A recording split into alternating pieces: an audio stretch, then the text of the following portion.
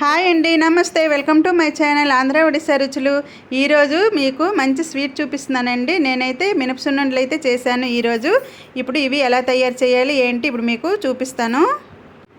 ఇప్పుడు చూడండి ఫ్రెండ్స్, ఇప్పుడు మినపప్పుని మనం చక్కగా వేయించుకోవాలి. లో ఫ్లేమ్ మీద వేయించుకోవాలన్నమాట. గోల్డెన్ బ్రౌన్ కలర్ రావాలండి. ఈ మినపసున్నుండలకి మనము పప్పు వేయించుకోవడంలోనే ఉన్నదన్నమాట.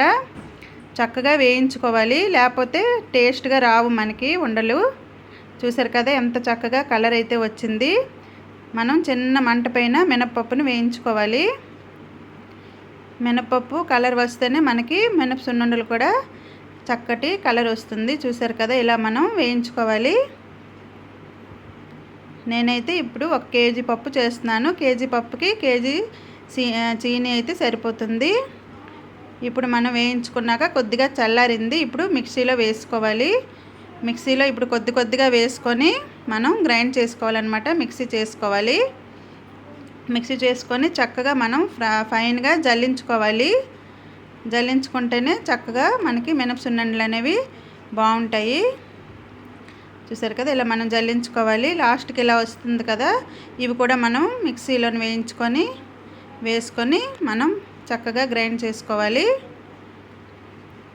ఇలా అయితే నేనైతే మొత్తం మినపప్పుని ఇలాగే మిక్సీ వేసుకున్నాను మొత్తం. చూసారు కదా, ఇలా అయితే ఇంత పిండి అయితే వచ్చింది, మినప్పిండి. ఇప్పుడు మనం పంచదారని కూడా మనం గ్రైండ్ చేసుకుందాం చక్కగా. పంచదార కూడా ఇలా మనం చక్కగా ఫైన్గా ఆడించుకొని, చూసారు కదా, ఇలా చూపించిన విధంగా వేసుకోవాలన్నమాట. ఇప్పుడైతే ఈ రెండు మనం చక్కగా కలుపుకోవాలి. ఈ రెండు పిండిలు మనం ఇప్పుడు చక్కగా కలుపుకున్నాక నెయ్యిని మనం కాస్త వెచ్చగా చేసుకోవాలండి. కరిగిపోతే చాలు, గోరువెచ్చగైనా చాలు.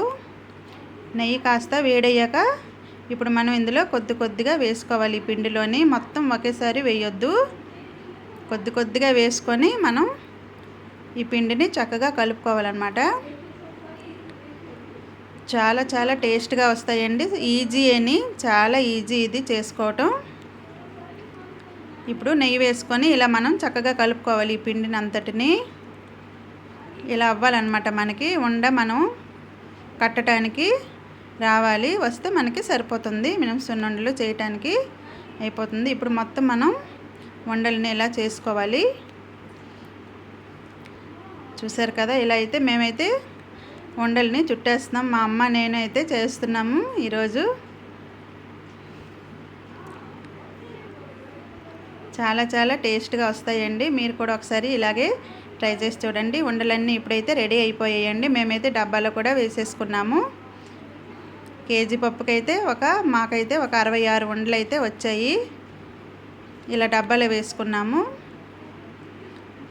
వీడియో కనుక నచ్చినట్లయితే ఒక్క లైక్ చేయండి. Thank you for watching.